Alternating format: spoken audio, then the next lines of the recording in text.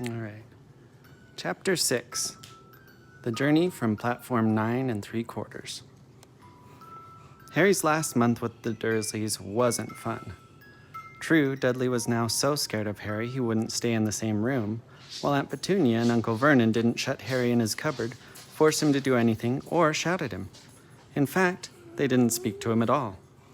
Half terrified, half furious, they acted as though any chair with Harry in it was empty. Although this was an improvement in many ways, it did become a bit depressing after a while. Harry kept to his room, with his new owl for company. He had decided to call her Hedwig, a name he had found in A History of Magic. His school books were very interesting. He lay on his bed reading late into the night, Hedwig swooping in and out of the open window as she pleased. It was lucky that Aunt Petunia didn't come in to hoover anymore, because Hedwig kept bringing back dead mice. Every night before he went to sleep, Harry ticked off another day on a piece of paper he had pinned to the wall, counting down to September 1st. On the last day of August, he thought he'd better speak to his aunt and uncle about getting to King's Cross Station the next day. So he went down to the living room, where they were watching a quiz show on television. He cleared his throat to let them know he was there, and Dudley screamed and ran from the room. Uncle Vernon? Uncle Vernon grunted to show he was listening. I need to be at King's Cross tomorrow to go to Hogwarts. Uncle Vernon grunted again. Would it be all right if you gave me a lift? Grunt. Harry supposed that meant yes. Thank you. He was about to go back upstairs when Uncle Vernon actually spoke. Funny way to get to a wizard school, the train. Magic carpets all got punctures, have they? Harry didn't say anything.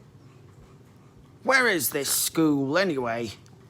I don't know, said Harry, realizing for the first time. He pulled the ticket Hagrid had given him out of his pocket. I just take the train from platform 9 3/4 at 11 o'clock, he read. His aunt and uncle stared. Platform what? 9 3/4. Don't talk rubbish, said Uncle Vernon. There is no platform 9 3/4. It's on my ticket. Barking, said Uncle Vernon. Howling mad, the lot of them. You'll see. Just you wait. All right, we'll take you to King's Cross. We're going up to London tomorrow anyway, or I wouldn't bother. Why are you going to London? Harry asked, trying to keep things friendly. Taking Dudley to the hospital, growled Uncle Vernon. Got to have that ruddy tail removed before he goes to Smeltings. Harry woke at 5 o'clock the next morning and was too excited and nervous to go back to sleep. He got up and pulled on his jeans because he didn't want to walk into the station in wizard's robes. He'd change on the train. He checked his Hogwarts list yet again to make sure he had everything he needed, saw that Hedwig was shut safely in her cage, and then paced the room, waiting for the Dursleys to get up. 2 hours later, Harry's huge, heavy trunk had been loaded into the Dursleys' car. Aunt Petunia had talked Dudley into sitting next to Harry, and they had set off. They reached King's Cross at 10:30. Uncle Vernon dumped Harry's trunk onto a trolley and wheeled it into the station for him.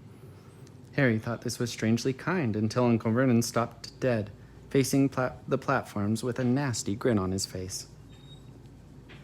Well, there you are, boy. Platform 9, platform 10. Your platform should be somewhere in the middle, but they don't seem to have built it yet, do they? He was quite right, of course. There was a big plastic number 9 over one platform, and a big plastic number 10 over the other one next to it. Nothing in the middle. Nothing at all. Have a good time, said Uncle Vernon with an even nastier smile. He left without another word. Harry turned and saw the Dursleys drive away. All three of them were laughing. Harry's mouth went rather dry. What on earth was he going to do? He was starting to attract a lot of funny looks because of Hedwig. He'd have to ask someone. He stopped a passing guard, but didn't dare mention platform 9 3/4. The guard had never heard of Hogwarts, And when Harry couldn't even tell him what part of the country it was in, he started to get annoyed, as though Harry were trying to be stupid on purpose. Getting desperate, Harry asked for the train that left at 11 o'clock, but the guard said there wasn't one. In the end, the guard strode away, muttering about time wasters. Harry was now trying hard not to panic. According to the large clock over the arrivals board, he had 10 minutes left to get onto the train to Hogwarts, and he had no idea how to do it. He was stranded in the middle of a station with a trunk he could hardly lift, a pocket full of wizard money, and a large owl. Hagrid must have forgotten to tell him something you had to do, like tapping the third brick on the left to get into Diagon Alley. He wondered if he should get out his wand and start tapping the ticket box between platforms 9 and 10. At that moment, a group of people passed just behind him, and he caught a few words of what they were saying. "Packed with muggles, of course. Packed." Harry swung around. The speaker was a plump woman who was talking to 4 boys, all with flaming red hair. Each of them was pushing a trunk like Harry's in front of him, and they had an owl. Heart hammering, Harry pushed his trolley after them. They stopped, and so did he, just near enough to hear what they were saying. "Now, what's the platform number?" said the boy's mother. 9 3/4, piped a small girl, also red-headed, who was holding her hand. "Mum, can't I go?" "You're not old enough, Ginny. Now be quiet. All right, Percy, you go first." What looked like the oldest boy marched towards platforms 9 and 10. Harry watched, careful not to blink in case he missed it. But just as the boy reached the divide between the 2 platforms, a crowd of tourists came swarming in front of him, and by the time the last rucksack had cleared away, the boy had vanished. "Fred, you next," the plump woman said. "I'm not Fred, I'm George," said the boy. "Honestly, woman, you call yourself our mother? Can't you tell I'm George?" "Sorry, George, dear." "Only joking, I am Fred," said the boy, and off he went. His twin called after him to hurry up, and he must have done because a second later he had gone. But how had he done it? Now the third brother was walking briskly toward the ticket barrier. He was almost there, and then, quite suddenly, he wasn't anywhere. There was nothing else for it. "Excuse me," Harry said to the plump woman. "Hello, dear," she said. "First time at Hogwarts. Ron's new, too." She pointed at the last and youngest of her sons. He was tall, thin, and gangling, with freckles, big hands, and feet, and a long nose. "Yes," said Harry. The thing is, I don't know how to get onto the platform," she said kindly, and Harry nodded. "Not to worry," she said. "All you have to do is walk straight at the barrier between platforms 9 and 10. Don't stop and don't be scared. You'll crash into it. That's very important. Best do it at a bit of a run if you're nervous. Go on now. Go on. Go now before Ron." Okay," said Harry. He pushed his trolley round and stared at the barrier. It looked very solid. He started walking towards it. People jostled him on their way to platforms 9 and 10. Harry walked more quickly. He was going to smash right into the ticket box, and then he'd be in trouble. Leaning forward on his trolley, he broke into a heavy run. The barrier was coming nearer and nearer. He wouldn't be able to stop. The trolley was out of control. He was a foot away. He closed his eyes, ready for the crash. It didn't come. He kept on running. He opened his eyes. A scarlet steam engine was waiting next to a platform packed with people. A sign overhead said, "Hogwarts Express, 11 o'clock. Harry looked behind him and saw a wrought iron archway where the ticket box had been, with the words, "Platform 9 3/4" on it. He had done it. Smoke from the engine drifted over the heads of the chattering crowd, while cats of every color wound here and there between their legs. Owls hooted to each other in a disgruntled sort of way over the babble and the scraping of heavy trunks. The first few carriages were already packed with students, some hanging out of the window to talk to their families, some fighting over seats. Harry pushed his trolley off down the platform in search of an empty seat. He passed a round-faced boy who was saying, "Grun, I've lost my toad again." "Oh, Neville," she heard the old woman sigh. A boy with dreadlocks was surrounded by a small crowd. "Give us a look. Go on." The boy lifted the lid of a box in his arms, and the people around him shrieked and yelled as something inside poked out a long, hairy leg. Harry pressed on through the crowd until he found an empty compartment near the end of the train. He put Hedwig inside first and then started to shove and heave his trunk toward the train door. He tried to lift it up the steps, but could hardly raise one end, and twice he dropped it painfully on his foot. "Want a hand?" It was one of the red-haired twins he'd followed through the ticket box. Yes, please," Harry panted. "Oi, Fred, come here and help." With the twins' help, Harry's trunk was at last tucked away in a corner of the compartment. "Thanks," said Harry, pushing his sweaty hair out of his eyes. "What's that?" said one of the twins suddenly, pointing at Harry's lightning scar.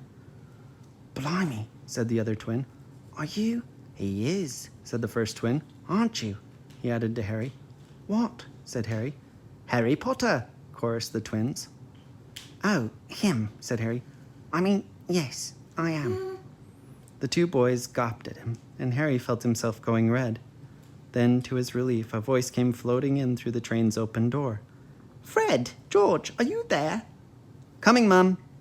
With a last look at Harry, the twins hopped off the train. Harry sat down next to the window where, half hidden, he could watch the red-haired family on the platform and hear what they were saying. Their mother had just taken out her handkerchief. "Ron, you've got something on your nose." The youngest boy tried to jerk out of the way, but she grabbed him and began rubbing the end of his nose. "Mom, get off!" He wriggled free. "Ah, has Ickle Ronnie got something on his nosy?" said one of the twins. "Shut up," said Ron. "Where's Percy?" said their mother. "He's coming now." The oldest boy came striding into sight. He had already changed into his billowing black Hogwarts robes, and Harry noticed a shiny red and gold badge on his chest with the letter P on it. "Can't stay long, Mother," he said. "I'm up front. The prefects have got 2 compartments to themselves."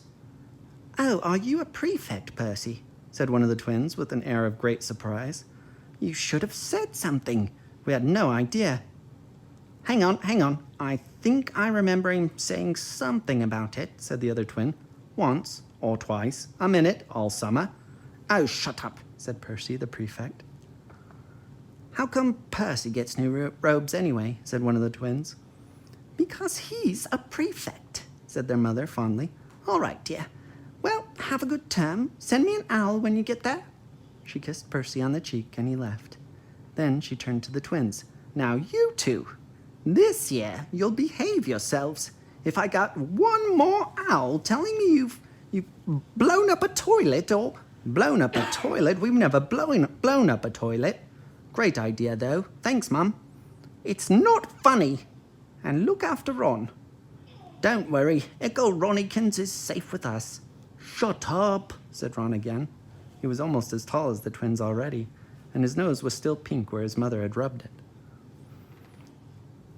"Hey, Mum, guess what? Guess who we just met on the train?" Harry leaned back quickly so they couldn't see him looking.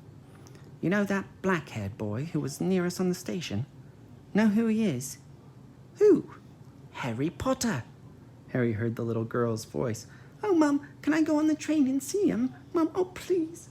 "You've already seen him, Ginny, and the poor boy isn't something you goggle at in a zoo." "Is he really, Fred? How do you know?" "Asked him. Saw his scar. It's really there, like lightning." "Oh, poor dear. No wonder he was alone. I wondered. He was ever so polite when he asked how to get onto the platform." "Never mind that. Do you think he remembers what you know who looks like?" Their mother suddenly became very stern. "I forbid you to ask him, Fred. No, don't you dare. As though he needs reminding of that on his first day at school." "All right, keep your hair on." A whistle sounded. "Hurry up," their mother said, and the 3 boys clambered onto the train. They leaned out of the window for her to kiss them goodbye, and their younger sister began to cry. "Don't, Ginny. We'll send you loads of owls. We'll send you a Hogwarts toilet seat." "George!" "Only joking, Mum." The train began to move. Harry saw the boys' mother waving and their sister, half laughing, half crying, running to keep up with the train until it gathered too much speed. Then she fell back and waved. Harry watched the girl and her mother disappear as the train rounded the corner. Oops. Wow.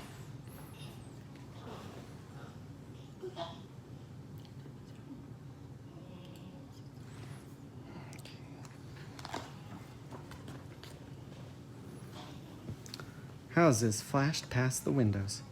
Harry felt a great leap of excitement. He didn't know what he was going to, but it had to be better than what he was leaving behind. The door of the compartment slid open, and the youngest red-headed boy came in. Anyone sitting here?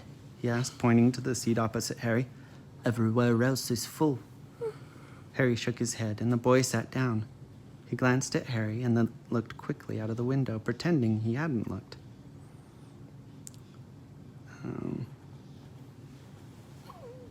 Harry saw that he still had a black mark on his nose. Hey, Ron. The twins were back. Listen, we're going down to the middle of the train. Lee Jordan's got a giant tarantula down there. Right, mumbled Ron. Harry, said the other twin, did we introduce ourselves? Fred and George Weasley. And this is Ron, our brother. See you later, then. Bye, said Harry and Ron. The twins slid the compartment door shut behind them. Are you really Harry Potter? Ron blurted out. Harry nodded. Oh, well, I thought it might be one of Fred and George's jokes, said Ron. And have you really got, you know? He pointed at Harry's forehead. Harry pulled back his fringe to show the lightning scar. Ron stared. So that's where you know who? Yes, said Harry, but I can't remember it. Nothing, said Ron eagerly. Well, I remember a lot of green light, but nothing else. Wow, said Ron. He sat and stared at Harry for a few moments. Then, as though he had suddenly realized what he was doing, he looked quickly out of the window again. Are all your family wizards? Asked Harry, who found Ron just as interesting as Ron found him. Yes, I think so, said Ron. I think Mum's got a second cousin who's an accountant, but we never talk about him. So, you must know loads of magic already. The Weasleys were clearly one of the old wizarding families the pale boy in Diagon Alley had talked about. I heard that you went to live with Muggles, said Ron. What were they like? Horrible. Well, not all of them. My aunt and uncle and cousin are, though. I wish I'd had 3 wizard brothers. 5, said Ron. For some reason, he was looking gloomy. I'm the 6th in our family to go to Hogwarts. You could say I've got a lot to live up to. Bill and Charlie have already left. Bill was head boy and Charlie was captain of Quidditch. Now Percy's a prefect. Fred and George mess around a lot, but they still get really good marks. And everyone thinks they're really funny. Everyone expects me to do as well as the others. But if I do, it's no big deal because they did it first. You never get anything new either with 5 brothers. I've got Bill's old robes, Charlie's old wand, and Percy's old rat. Ron reached inside his jacket and pulled out a fat grey rat, which was asleep. His name's Scabbers, and he's useless. He hardly ever wakes up. Percy got an owl from my dad for being made a prefect, but they couldn't have... I got Scabbers instead. Ron's ears went pink. He seemed to think he'd said too much because he went back to staring out of the window. Harry didn't think there was anything wrong with not being able to afford an owl. After all, he'd never had any money in his life until a month ago, and he told Ron so, all about having to wear Dudley's old clothes and never getting proper birthday presents. This seemed to cheer Ron up. And until Hagrid told me, I didn't know anything about being a wizard, or about my parents, or Voldemort. Ron gasped. What? Said Harry. You said, you know whose name? Said Ron, sounding both shocked and impressed. I'd have thought you, of all people. I'm not trying to be brave or anything, saying the name, said Harry. I just never knew you shouldn't. See what I mean? I've got loads to learn, I bet. He added, voicing for the first time something he had been worrying about a lot lately. I bet I'm the worst in the class. You won't be. There's loads of people who come from Muggle families, and they learn quick enough. While they had been talking, the train had carried them out of London. Now they were speeding past fields full of crows and sheep. They were quiet for a time, watching the fields and lanes flick past. Around 12:30, there was a great clattering outside in the corridor, and a smiling, dimpled woman slid back their door and said, Anything off the trolleys, dears? Harry, who hadn't had any breakfast, leapt to his feet, but Ron's ears went pink again, and he muttered that he'd brought sandwiches. Harry went out into the corridor. He had never had any money for sweets with the Dursleys, and now that he had pockets rattling with gold and silver, he was ready to buy as many Mars bars as he could carry. But the woman didn't have Mars bars. What she did have were Bertie Bott's every flavor beans, Drooble's best blowing gum, chocolate frogs, pumpkin pasties, cauldron cakes, licorice wands, and a number of other strange things Harry had never seen in his life. Not wanting to miss anything, he got some of everything and paid the woman 11 silver sickles and 7 bronze canuts.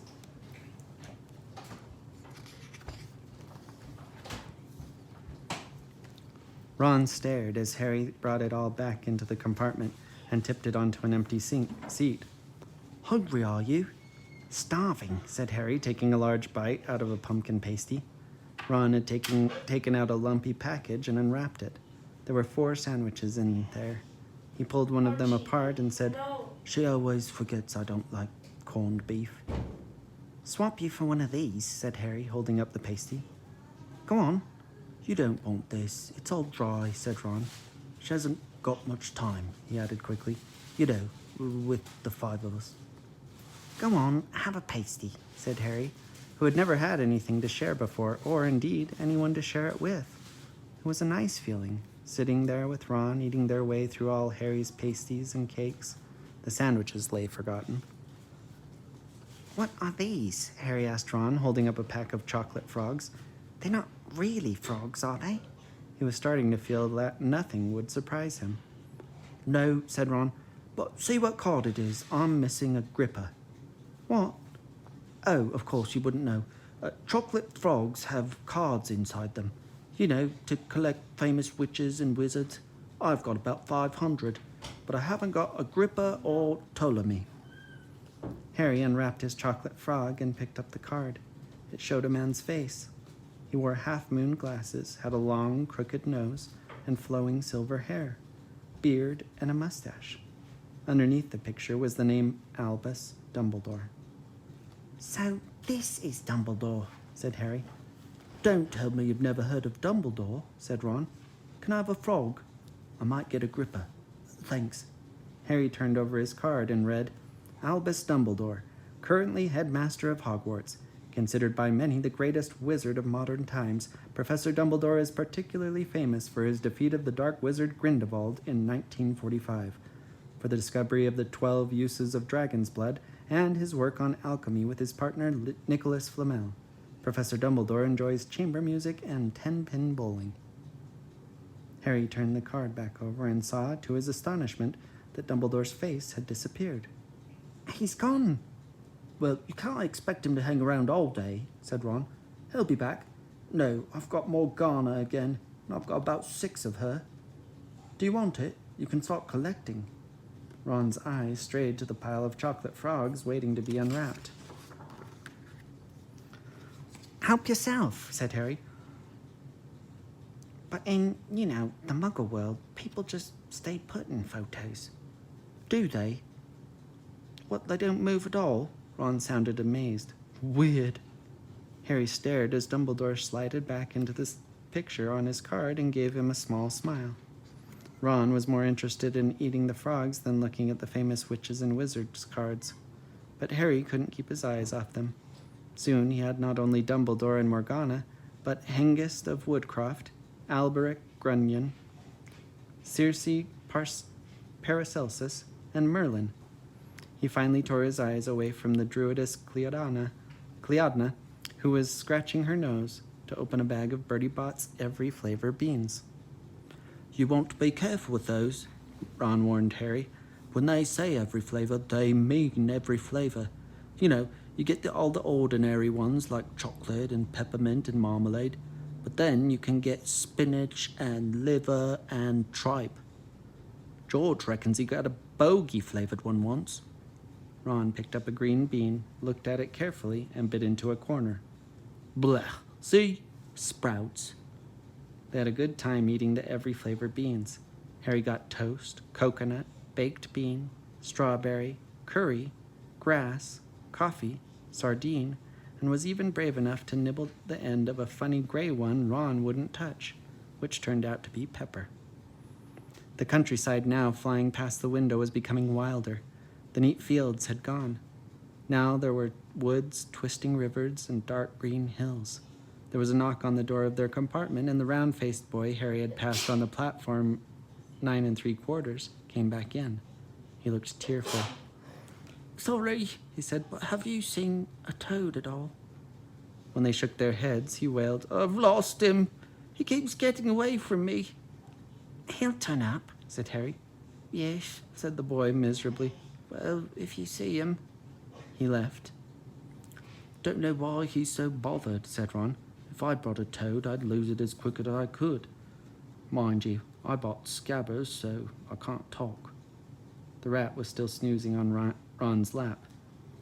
He might have died and you wouldn't know the difference, said Ron in disgust. I tried to turn him yellow yesterday to make him more interesting, but spell didn't work. I'll show you, look.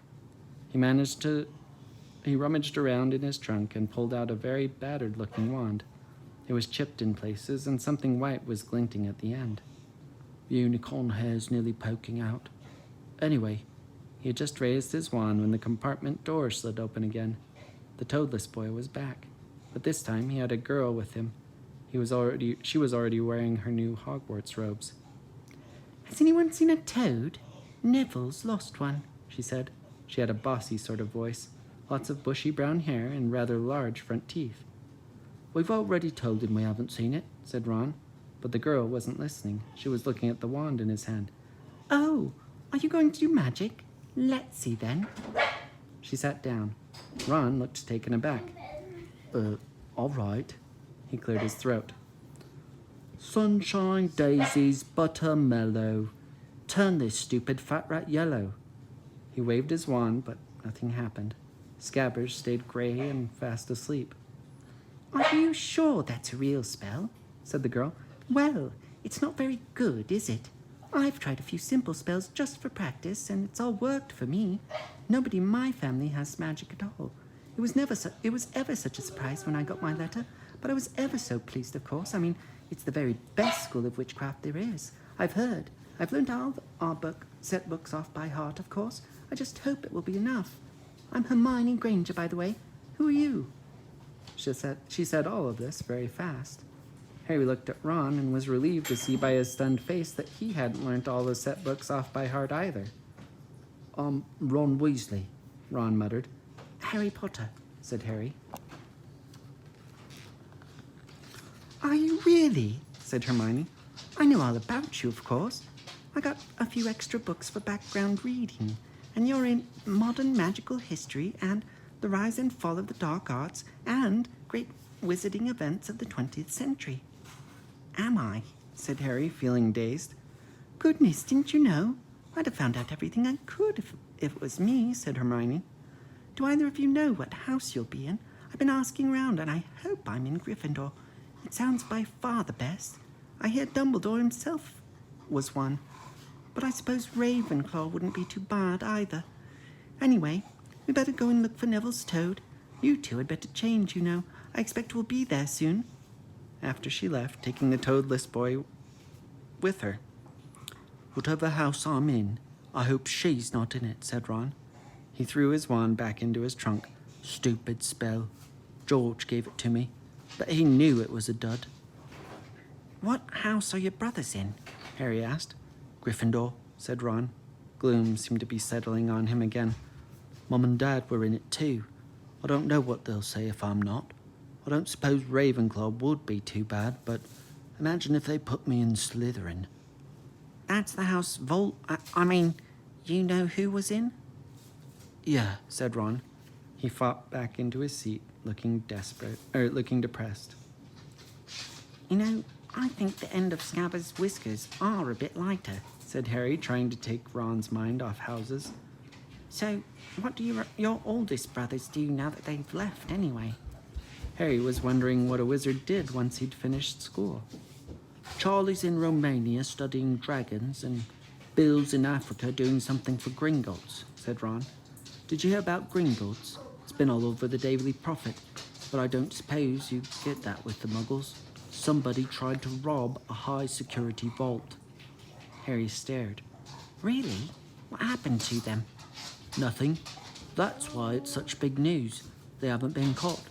My dad says it must have been a powerful dark wizard to get around Gringotts. But I don't think they took anything. That's what's odd. Of course, everyone gets scared when something like this happens, in case you know who's behind it. Harry turned the news over in his mind. He was starting to get a prickle of fear every time you-know-who was mentioned. He supposed this was all part of entering the magical world, but it had been a lot more comfortable saying Voldemort without worrying. What's your Quidditch team? Ron asked. I don't know any, Harry confessed. What? Said Ron, looking dumbfounded. Oh, you wait. It's the best game in the world. And he was off, explaining all about the 4 balls and the positions of the 7 players, describing famous games he'd been to with his brothers and the broomstick he'd like to get if he had the money.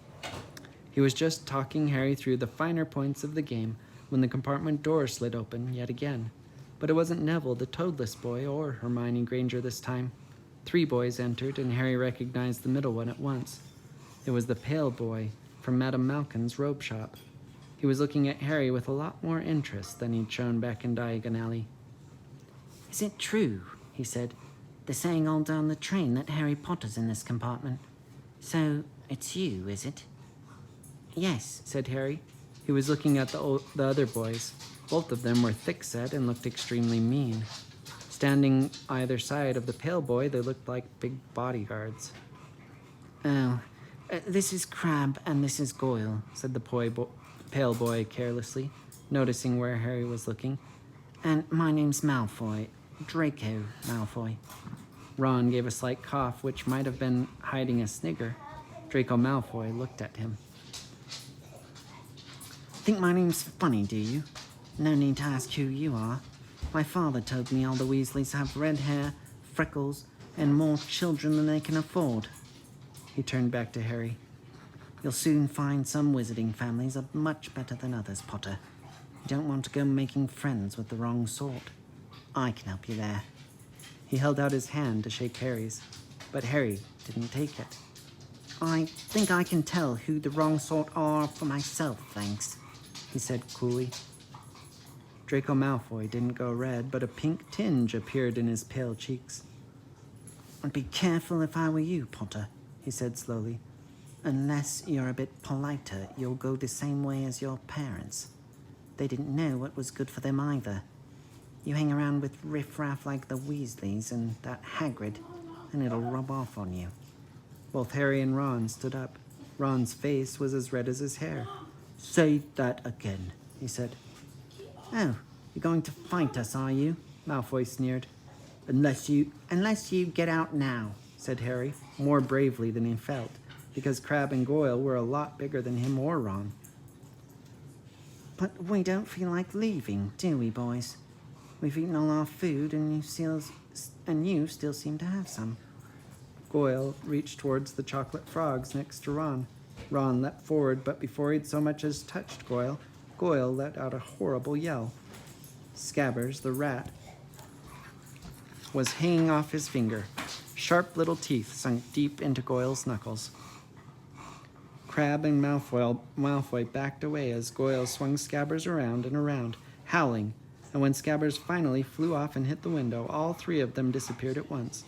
Perhaps they thought there were more rats lurking among the sweets, or perhaps they'd heard footsteps because a second later, Hermione Granger had come in. What has been going on?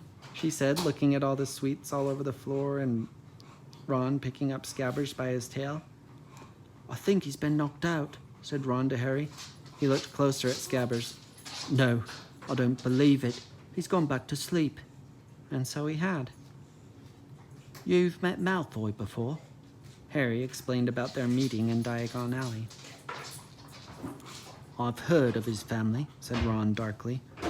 They were some of the first to come back to our side after you-know-who disappeared. Said they'd been bewitched. My dad doesn't believe it, though. He says Malfoy's father didn't need an excuse to go over to the dark side. He turned to Hermione. Can we help you with something? You'd better hurry up and put on your robes. I've just been up to the front to ask the driver, and he says we're nearly there. You haven't been fighting, have you? You'll be in trouble before we even get there. Scabbers has been fighting, not us, said Ron, scowling at her. Would you mind leaving while we change? All right. I only came in here because people outside are behaving very childishly, racing up and down the corridors, said Hermione in a sniffy voice. And you've got dirt on your nose, by the way. Did you know? Ron glared at her as she left. Harry peered out of the window. It was getting dark. He could see the mountains and forests under the deep purple sky. The train did seem to be slowing down. He and Ron took off their jackets and pulled on their long black robes. Ron's were a bit short for him. You could see his trainers underneath them. A voice echoed through the train. We will be reaching Hogwarts in 5 minutes' time. Please leave your luggage on the train.